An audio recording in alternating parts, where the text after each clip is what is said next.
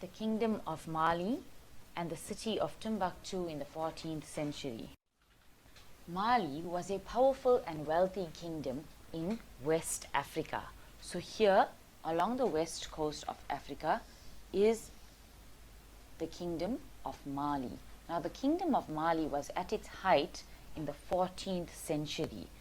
And if you look closer into the map, we can see here that Mali is situated south of the Sahara Desert or southwest of the Sahara Desert, and it is situated along which the Niger River flows. Now this Niger River, and being south of the Sahara Desert, made Mali a trading center, and it was one of the most powerful and wealthy kingdoms in West Africa because of its location and its ability to trade under the king Mansa Musa.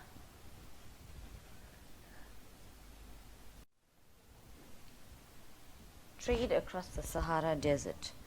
So we learned that Mali was at its height during the 14th century, and this was because of its location and ability to trade. So here we see Mali was located southwest of the Sahara Desert, and in order for one to reach Arabia and Europe, you had to cross the Sahara Desert. So here, to get to Morocco and then Europe, and then to get to Arabia, one had to cross the Sahara Desert. Mali is also located in the region in which the Niger River flows. So this made it easier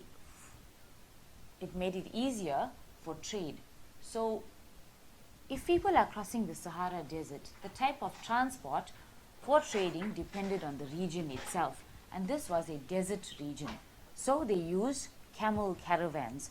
Now camels are animals that can withstand the heat of the desert, and a camel caravan is when the camels or groups of camels form lines and together they travel across the Sahara Desert. Camel caravans are a group of camels carrying passengers, goods, or both. So like we can see in the picture here, the camels are carrying goods and crossing the Sahara Desert. Traders traveled on caravans to be safe from robbers. So remember we said that the Kingdom of Mali was a trading center. So when people came there, they often left with a lot of goods. So they needed to be protected from robbers. So traveling with groups of caravans protected them and kept them safe from these robbers. Why camels? Camels have the ability to go without water for around 9 days. They have wide feet which do not sink in the sand. They are able to walk long distances and carry heavy loads. They have thick eyelashes which protects their eyes from the sand, and they can withstand the heat. So sometimes the desert region will reach around 57 degrees Celsius. So they would travel early in the morning and they would leave in the early evenings when the sun was going down. So remember, camels was a choice for traveling across the desert because they are able to go without water for quite a long time, over 9 days in some cases. If you look at the camel's feet, they have very wide feet, and this wide feet does not sink in the sand. They are able to maneuver through the sand quite easily. They also can walk long distances and carry heavy loads on them. A camel can actually carry much more weight than even a donkey, which was usually used in that day and age. The eyelashes of a camel is also very thick. Remember, when there is sandstorms or dust storms in the desert, the camel is able to manage these different conditions because their eyes have thick eyelashes, and the reason is because it protects their eyes from the sand.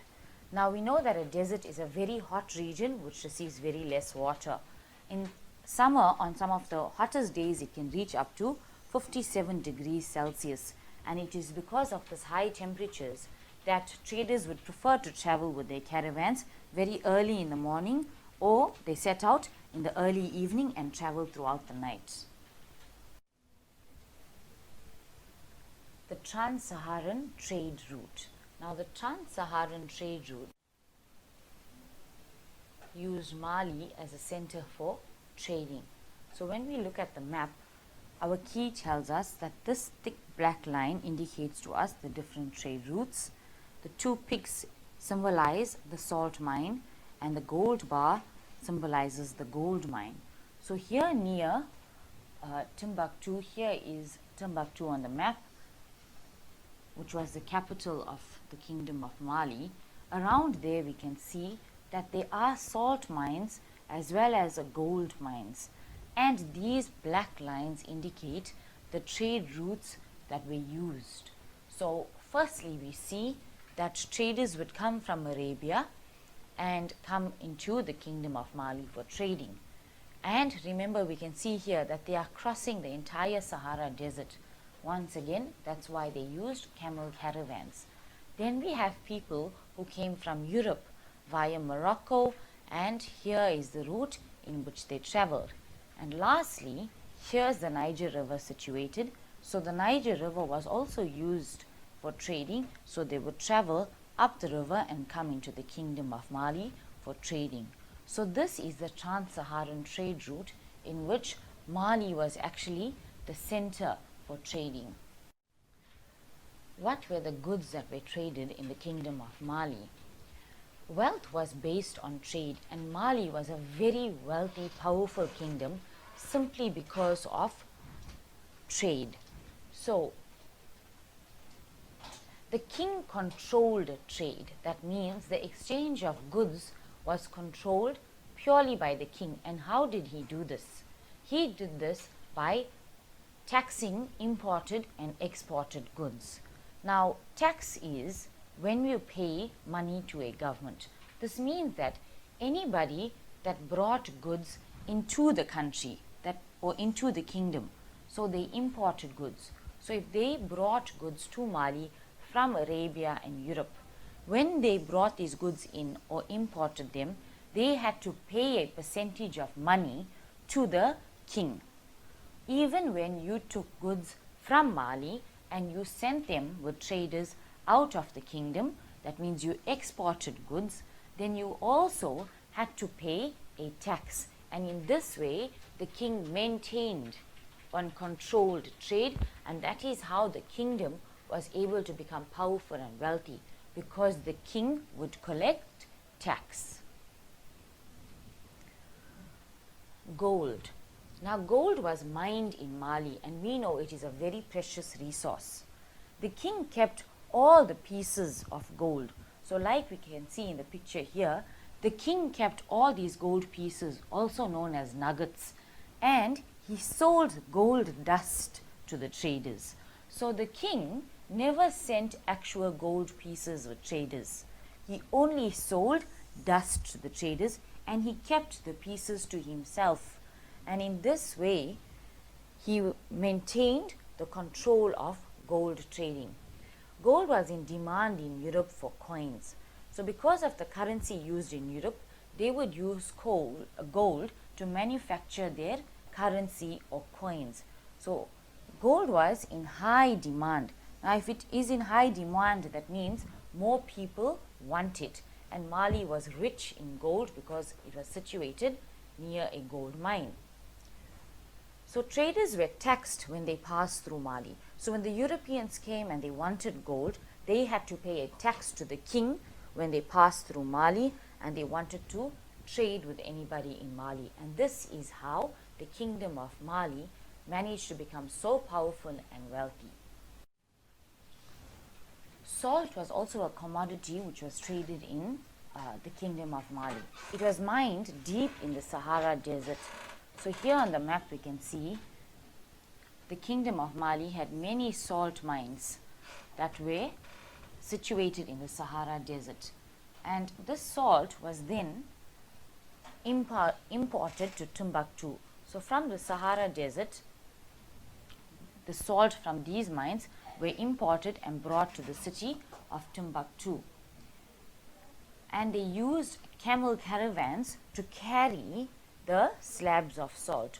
So here you see on the backs of the camels, these rectangle packages that you see are actually thick slabs of salt which are being imported or brought into the city of Timbuktu, that's the capital of Mali, So here are the salt mines deep in the deserts, and they would travel along these routes and bring it to the city of Timbuktu using camel caravans.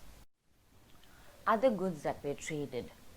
Goods brought into Mali from North Africa and Europe included copper, cloth, silk, as well as horses. So the Kingdom of Mali would import copper, cloth, silk, and horses, and this was exchanged for slaves, ivory, as well as ostrich feathers. So the Kingdom of Mali would actually want from other places copper, silk, cloth, and horses. And when these traders gave the people of Mali cloth, horses, and so forth, these people wanted slaves from the Kingdom of Mali, ostrich feathers, as well as ivory from the wild animals in the area. Slave trade.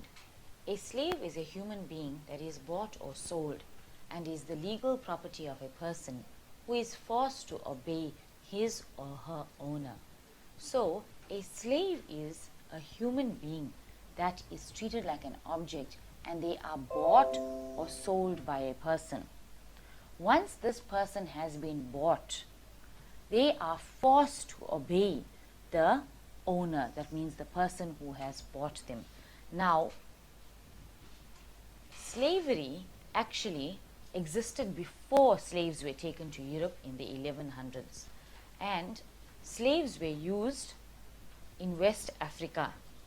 Criminals were sold as slaves in Timbuktu. That means if you were caught doing something that was against the law, or you were caught committing a crime, you were then, instead of going to prison like we do in this, you were then sold as a slave if you were caught doing something illegal. Prisoners of war were kept as slaves. So when kings went and conquered other lands to make their kingdom bigger, the people that they captured, those prisoners of war, those prisoners of war were kept as slaves, and slaves used to do menial work and labor in the kingdoms in West Africa. So slavery actually existed before slaves were taken in the 1100s to Europe. The spread of Islam. Islam started in the Middle East in the 7th century. Arab traders brought their religion to Africa. So here on the map we see the expansion of Islam from the year 750 to the 1500s.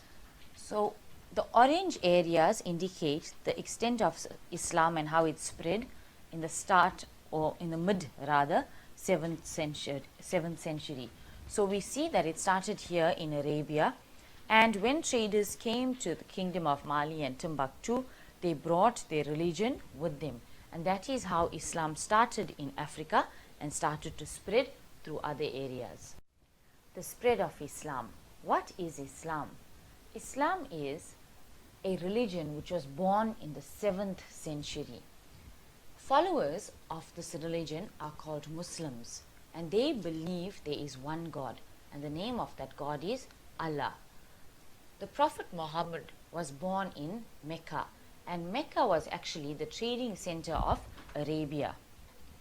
Prophet Muhammad wrote down the words of Allah in the holy book known as the Quran, and the place in which Muslims worship is called a mosque. Now the Quran encourages followers to spread their religion. So remember, Islam actually started in the 7th century, and people who follow this religion are called Muslims. They believe in one God known as Allah. And Prophet Muhammad, who was born in Mecca, he wrote down the words of Allah in their holy book known as the Quran. Muslims go to worship or pray in a mosque, and the Quran, which is their holy book, encourages followers to spread their religion. So therefore, when the traders came from Arabia to the Kingdom of Mali, they also brought their religion with them and spread it to the people of Africa.